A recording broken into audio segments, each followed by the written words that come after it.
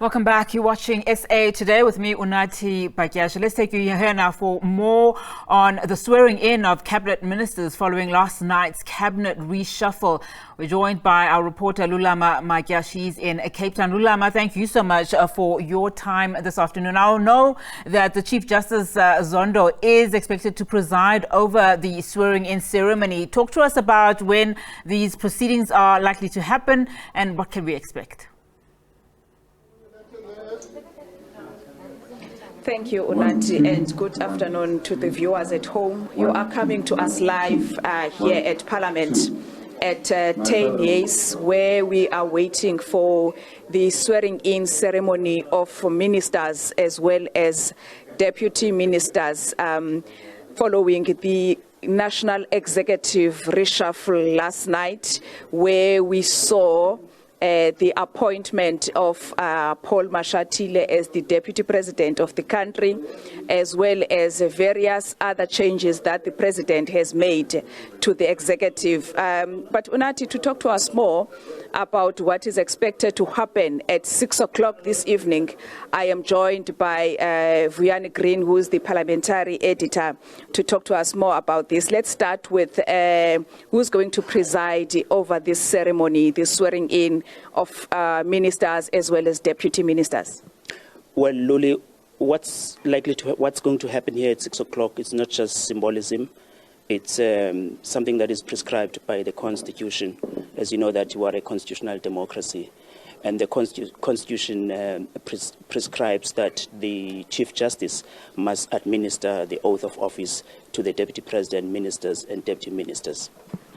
Talk to us about the significance of that, because if you're looking at the Constitution, Section 95 says before they perform their duties, they must take oath of office or affirmation.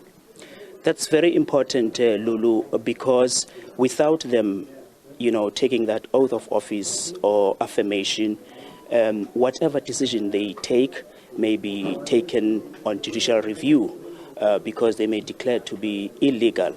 It's very important. Secondly, as you know that in the country, for instance, during the administration of the former President Jacob Zuma, there were allegations, and even the Constitutional Court, that he might have violated his oath of office. That's the significance of what is likely to happen here. As I said, it's not symbolism. It strikes right at the heart of our constitutional democracy and our body politic. That's why it's important for them to take this oath.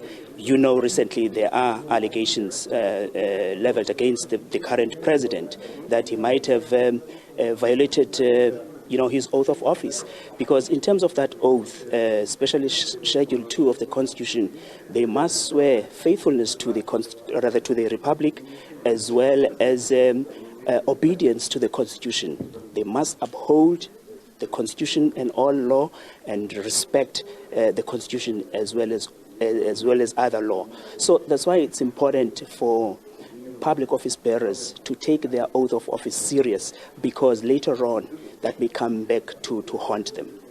Another matter that we are looking at, Vuyani, is the vacancy that has been created here at Parliament, leader of government business, following the resignation of the former Deputy President of the country, David Mabuza, who was the leader of government business. Again, the Constitution requires that the President must appoint a leader of government business. Talk to us about the importance of the role that is being played by that person. The leader of government business in Parliament, it's very important. And again, it's not a nicety to have. It's something that is provided for in the Constitution, because we've got three spheres of government: the legislature, the executive and the judiciary. So the role of the government leader of government business is to manage relations, sometimes fractious relations between the executive and the legislature. You'll recall recently there were issues about certain ministers who either don't pitch up in Parliament to answer oral questions, instead they will delegate their deputies, or don't go to portfolio committees to account about the exercise of their powers and the performance of their function. So the leader of government business, it is a responsibility to make sure that those ministers, they come to Parliament, because as members of the executive, they account individually and collectively to Parliament with regard to their work. So the new leader of government business, we don't know who that one is going to be, but in terms of tradition, that role has always been given to the deputy president of a country. Will have his or her work cut out, because he will have to mend these relations between these two branches of government. Thank you very much for your time, Vianney. Unathi, let's leave it at that, whereby we are also expecting to hear the President, as required by the Constitution, appointing a leader of government business. Well, the Constitution doesn't say it must be a deputy president. It says he must appoint a member of his cabinet to be the leader of government business. But as Vianney is saying, it has been the tradition that the deputy president of the country becomes the leader of government business. With that, back to you at the studio.